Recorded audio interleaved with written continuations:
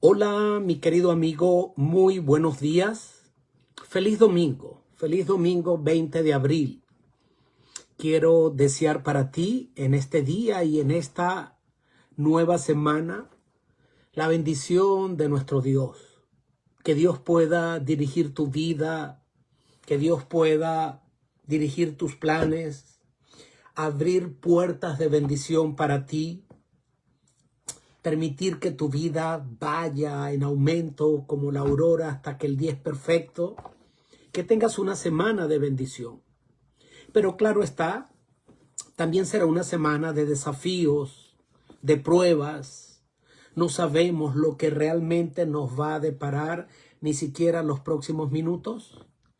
Pero lo que sí podemos saber es que Dios siempre estará allí para bendecirnos, para dirigirnos, para guiarnos, para consolarnos, para darnos fuerzas para continuar.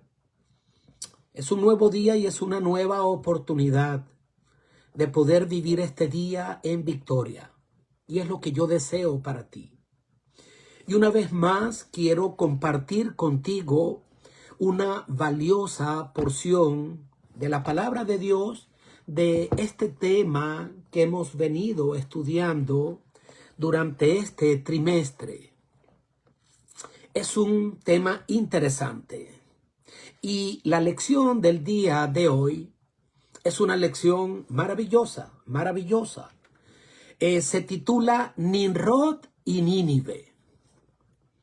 Y yo luego coloqué en mi estudio y mis notas la rebelión que se convirtió en el sistema.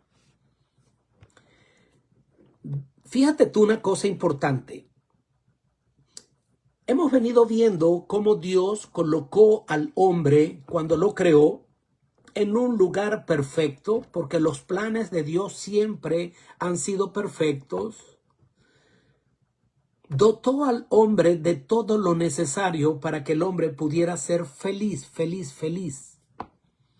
colocándolo en un maravilloso lugar donde el hombre lo que tenía era que confiar en su proveedor. Evidentemente no iba a estar allí en el Edén sin hacer nada, claro que no. Dios le dio responsabilidades y tareas, pero las cuales él o ellos iban a poder, y por ende todos nosotros, los descendientes de Adán y Eva, pues podríamos entonces vivir ¿qué? En completa paz, armonía, llenos de provisión, donde no nos faltara nada y donde pudiéramos ser eternamente felices. Bajo un gobierno y un sistema, por así decirlo, lleno de orden y de paz. Pero sabemos lo que ocurrió. El pecado lo destruye todo. Desde la rebelión del cielo, donde al final el conflicto se centra en no querernos someter a la soberanía divina, al sistema creado por Dios, que es el mejor, debería haber sido el único. Y el hombre entonces quiso crear su propio sistema, tener su autodependencia, depender de sí mismo y su libertad. No estar sometido a nadie más. Y de allí nace entonces ese primer pecado y esa rebelión, que luego cuando se traslada acá a la tierra y llega allí y se da el pecado dentro de ese lugar paradisíaco, precioso, perfecto, donde Dios colocó el hombre, el sistema se rompe por la misma razón. Pues nuestros primeros padres también, que lo tenían todo, pues no quisieron someterse a la soberanía de Dios. Creyeron en que podían tener una mejor libertad. Rechazaron la soberanía de Dios. Este pecado los expulsa del Edén, como lo relata Génesis 3, del 16 al 19, y pues fueron lanzados fuera de este paraíso. Ahora, de allí en adelante tendrían ahora que subsistir por sí mismos, con dolor, con trabajo duro y con sufrimiento. Podríamos decir que el hombre quiso independencia y bueno, tómalo, ahí tienes independencia. Pero esa independencia trajo consigo esclavitud al dolor, al egoísmo y al caos. Es como decir, bueno, ¿no quieres a Dios como tu rey? Ok, entonces ve, arréglatelas como pueda, pero tendrás que ser tu propio proveedor, tu propio protector y tu propio salvador. Y lo digo en mis palabras, ¿no? No digo que esto haya sido lo que salió del corazón de Dios como esa expresión humana. Ah, eso es lo que tú quieres. Toma tu tomate, como decimos coloquialmente. Eso es lo que tú quieres. Bueno, toma, pues vamos a ver cómo te va a ir. ¿Ok? No es así. Pero es lo que pasó y es lo que ocurre. Dios es un caballero. Dios nos ama, pero Dios respeta nuestra libertad. Y eso ya lo hemos dicho muchas veces. Entonces Dios, con el dolor de su alma, se aparta. Ay, queridos, y qué caos el que entra en la vida del hombre que cree que puede vivir sin Dios. Es muy difícil. Solo esto traerá problemas a nuestra vida. Ahora, la Escritura, fíjate que no detalla mucho sobre cómo fue entonces la vida de Adán y Eva posterior a la caída, pero lo que sí tenemos seguridad, certeza, es que ellos depositaron su esperanza en esa promesa de redención descrita en Génesis 3:15. Así lo creemos. Ahora, de hecho, como lo menciona a la luz de un texto inspirado la hermana Elena de White, ella dice que el Edén permaneció un tiempo sobre la tierra y que allí, a las afueras del jardín, los patriarcas iban a adorar, presentaban sus sacrificios y renovaban su pacto con Dios. Es decir, que había, por lo tanto, una comunidad fiel que confiaba en la restauración prometida. Pero lamentablemente, una vez que el pecado llega y mina nuestra vida, nuestro hogar, nuestra familia, Dios perdona, claro que sí, Dios restaura, pero la vida no perdona. La vida siempre nos va a pasar factura. Y allí, aunque estamos totalmente convencidos de que nuestros primeros padres se arrepintieron, abrazaron la promesa de la restauración, lamentablemente, más allá de todo ese gran esfuerzo que ellos hicieron para que todo volviera a la normalidad y su descendencia pudieran vivir de acuerdo al ideal de Dios, vemos allí el resultado. Algunos sí lo hicieron, pero otros no. Abel sí lo hizo, pero Caín no.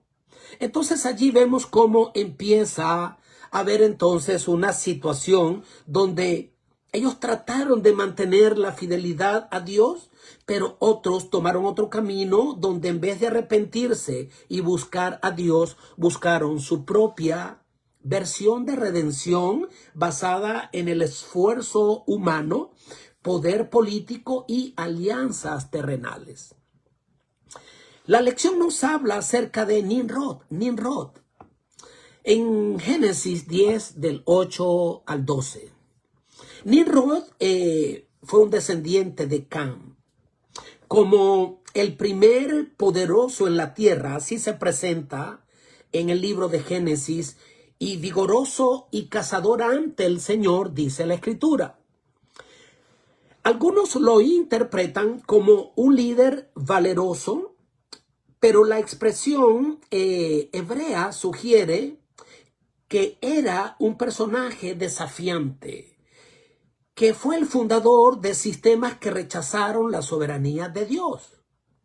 Las ciudades que fundó no fueron menores, nada más y nada menos que Babel, Babilonia, Erech, Akkad y luego Nínive, todas ellas que jugaron y jugarán un papel clave como las enemigas del pueblo de Dios en toda la historia bíblica. Ahora, Nimrod representa la institucionalización del orgullo humano. la fundación de ciudades-estados que buscaban autonomía política, militar, religiosa, en vez de continuar dependiendo de Dios. Ellos entonces fundaron su propia estructura que glorificaban al hombre, a través de la cual se glorificaban a sí mismos. Por lo tanto, Nimrod es símbolo de un sistema. Y de allí que la lección lo trae a colación. Si usted lee la lección de manera aislada, dice, bueno, pero ¿qué es lo que me deja el estudio de este día? Nimrod y Nínive, léalo, pero cuando usted va y y este es un principio de interpretación profética clave, que no podemos descontextualizar la escritura, sino que entonces estamos hablando acerca de las naciones, parte 1, parte 2, y entonces vamos a hablar mucho de la soberanía divina y de ese deseo original en el corazón del ser humano que trajo caos y destrucción en este mundo. Es el deseo de ser independientes y resulta que esto nos lleva a una esclavitud total. Entonces, allí lo que representa Nimrod es entonces a la naturaleza humana, al ser humano que se exalta a sí mismo y que busca control, que quiere centralizar el poder y buscar entonces ser su propio proveedor y buscar su propio Edén sin Dios. Ahora, este patrón se repite a lo largo de toda la historia bíblica. Cada vez que el ser humano busca construir sin Dios, lamentablemente fracasa. Ahora, la idea de autonomía sin Dios suena bien, ¿ok? Pero no libera, sino que esclaviza. Ojo, es lo que Satanás le sembró en la mente y el corazón de Eva. Es que Dios es un Dios egoísta. Fue lo mismo que él sembró en el corazón de los ángeles del cielo. Él es un egoísta. Él solo quiere ser adorado él. Él no quiere nuestra independencia ni nuestro crecimiento. Y fue la misma idea que él utilizó, le dio resultado en el cielo y lo viene y reproduce acá en la tierra, donde también le dio lamentablemente resultado y sigue entonces dando estos resultados porque el hombre sigue queriendo tener libertad y libertad sin Dios. Dios no está en contra de tu crecimiento personal. La palabra de Dios dice que Dios desea que tú y yo seamos prosperados en todas las cosas, pero así como prospera tu alma. Dios, claro que aprueba, que camina junto a ti en la búsqueda de tu prosperidad, no solo espiritual, sino material. Es bueno pensar en grande. Es bueno y Dios quiere que vivamos bien y que tengamos abundancia. Es bueno la superación intelectual, económica y de todo tipo. Claro que es bueno.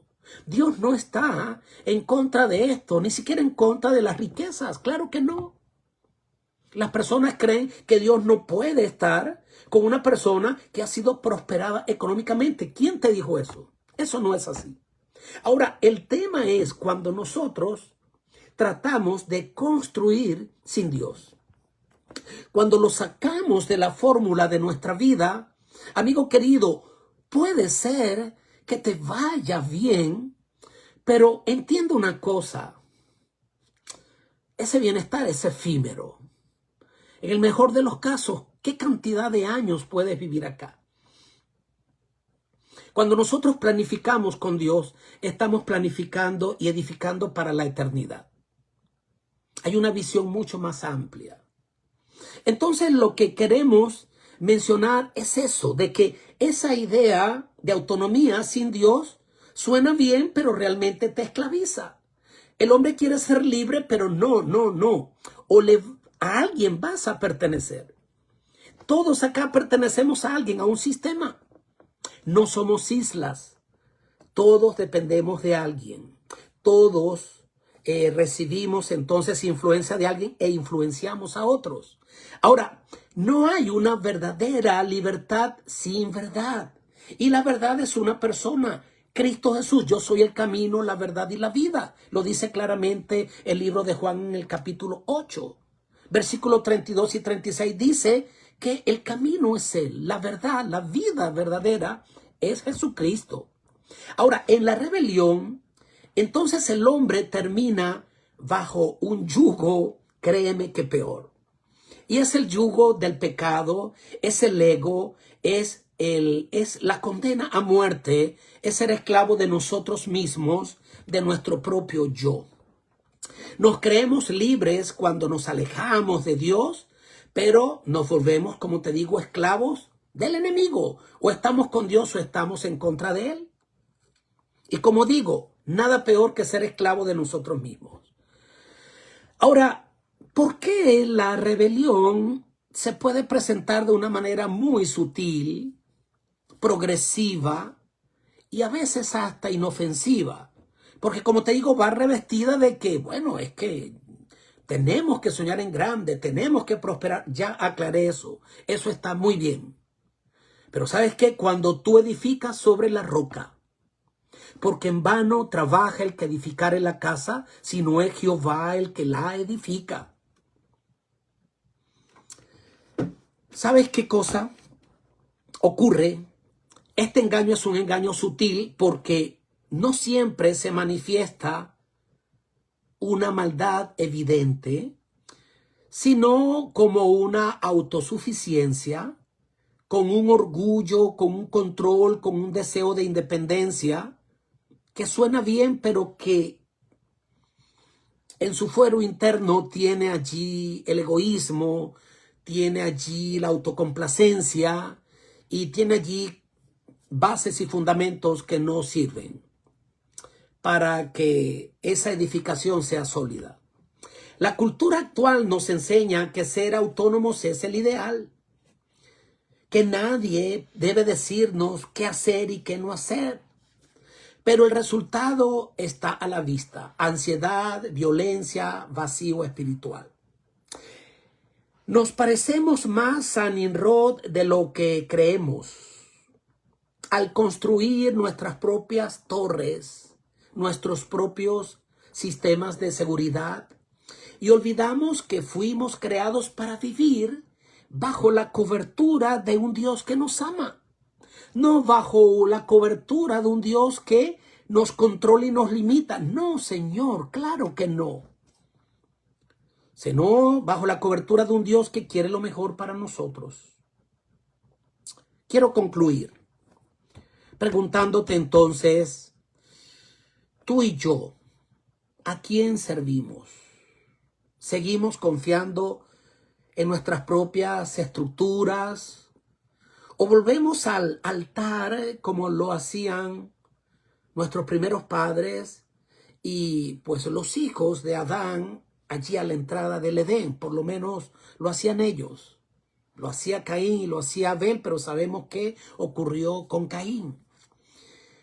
Porque te voy a decir una cosa, solo hay dos caminos, nunca existe una tercera opción.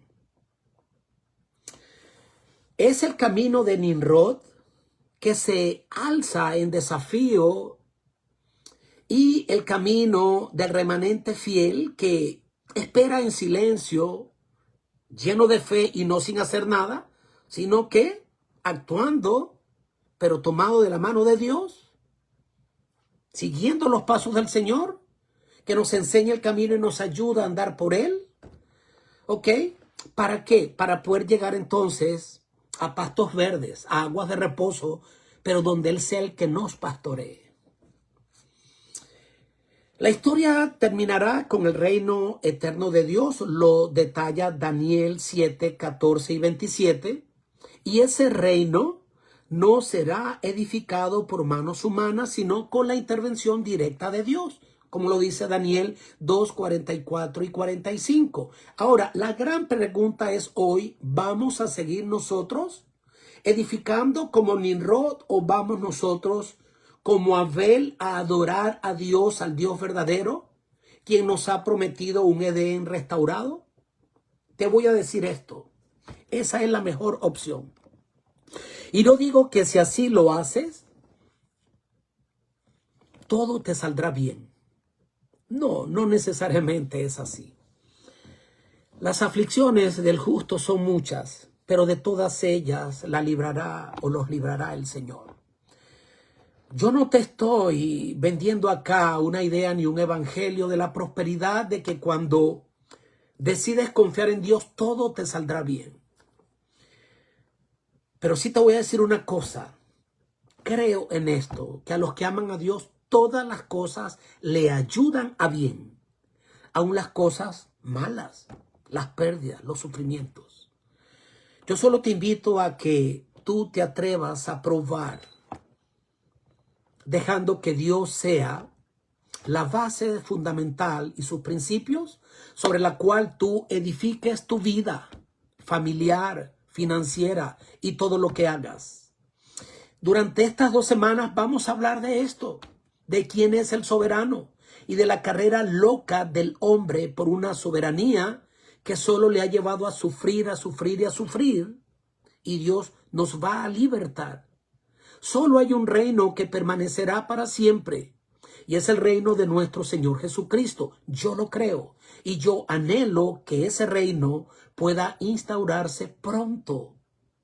Y tú y yo somos llamados como hijos del reino, pues bueno, a participar de este reino. Pero mientras estamos acá, debemos vivir como verdaderos representantes del reino, porque nuestra ciudadanía no es terrenal, sino celestial.